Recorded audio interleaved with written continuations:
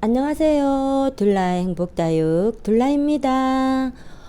구독자님들, 오늘 하늘이 참 맑고 햇살도 좋고 바람도 살랑살랑 불어서 옥상에서 지금 공기는 살짝 춥지만 햇살이 따뜻하니까 너무 좋습니다. 어젯밤에 우리 여기 남부에는 바람이 대단했어요. 저 하우스가요, 바람이 너무 많이 불어가지고는 반이나 벗겨져 있는 거예요. 뭐가 우당탕탕 해가지고 제가 놀래서 올라와 보니까 저 바람 때문에, 그래서 제가 저기를 다시 전부 다 벽돌로 이렇게 다 사이드를 뒤쪽으로 이렇게 이중으로 좀 해놓고요. 앞쪽에라도 지퍼를 이제 잠그고 오늘 아침에는 저기 살짝만 열어놨습니다. 바람이 불면 저렇게 간이 비닐하우스는 굉장히 위험해요. 그리고 저쪽 편으로 지금 골바람이 오기 때문에 이쪽 편으로 하우스를 둘 때 하고는 또 바람의 영향이 확연히 지금도 저렇게 달라지더라고요. 오늘 제가 드리고 싶은 이야기는요. 이렇게 2월에서 3월에 우리 다육맘들 어떤 준비를 하시고 다육이를 어떻게 하실까 하고 전부 다 잘 아시겠지만 저도 어떻게 하는지 제가 여태까지 다육이를 키우면서 이렇게 경험해 보고 느꼈던 것들을 오늘은 얘기를 좀 해볼까 합니다. 2월, 3월 되면은 우리 다육맘님들 분갈이 굉장히 많이 하시잖아요. 분갈이를 하고 나면 아이들이 뿌리에 상처를 입습니다. 그 상처를 입었을 때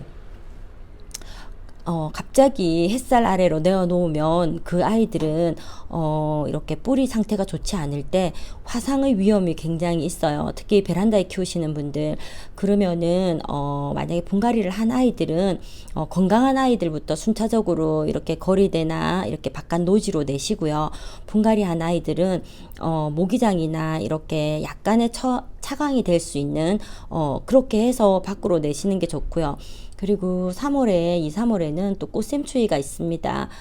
그때는 뿌리를 뭐 정리한 아이들이라든가 분갈이한 아이들은 조금 3월 중순이 넘어가도 어차피 3, 4, 5월 6월까지 충분한 햇볕을 받을 수 있고 하니까 조금 급하게 서두르시는 것보다는 분갈이 한 아이들은 좀 점차 뒤로 미루시고요.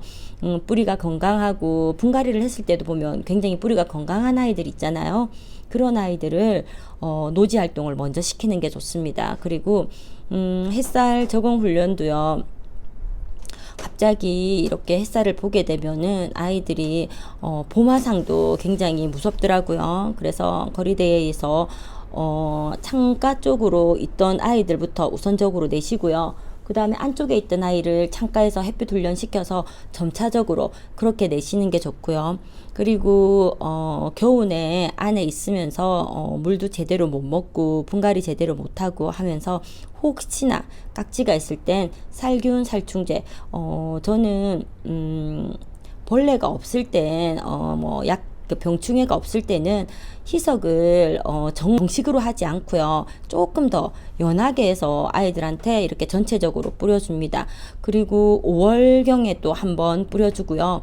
7월경에 한번 또 뿌려주고요. 그러고 나서는 저는 아이들이 문제가 있거나 깍지가 있거나 응애가 있거나 뭐 이렇게 균이 있거나 그런 아이들만 이렇게 선별해서 약을 뿌려주기도 합니다. 그래서 제가 약 뿌려주는 거에 대해서 아파트에 있을 때는 굳이 약을 안 해도 되었었는데 이렇게 노지에 나오니까 나비들도 있고요. 이렇게 환경이 완전 오픈되다 보니까 거리대보다 굉장히 환경이 안 좋아요. 거리대는 조금 불편한 사항이 있지만 제가 볼 때는 거리대가 오히려 환경적으로 이렇게 완전 옥상 노지보다는 더 또 좋은 것 같기도 하더라고요. 이거는 제가 키워본 느낌입니다. 그리고 또 평소에 이렇게 뭐 목초액이라든가 EM을 쓰시는 분들은 굳이 뭐 이렇게 약으로 병충해 예방을 하지 않으셔도 저는 될 것 같아요. 왜냐하면 제가 아파트에서 8년을 키울 때는 굳이 약을 안 쓰고 항상 EM이나 목초액을 희석을 해서 애들한테 이렇게 물을 주고 하다 보니까 크게 뭐 병충해가 있거나 그러진 않았어요. 뭐 그렇게 작게 키우는 아이들도 아니었고, 저도 한 400개, 4, 500개 정도 이렇게 작은 분에 키우다 보니까 그렇게 해도 충분히 큰 탈 없이 잘 지냈습니다. 근데 이제 한여름이 오기 전에는 균들이 극성을 좀 부리니까 살균제 정도는 저는 살짝씩 쳐줬던 것 같아요.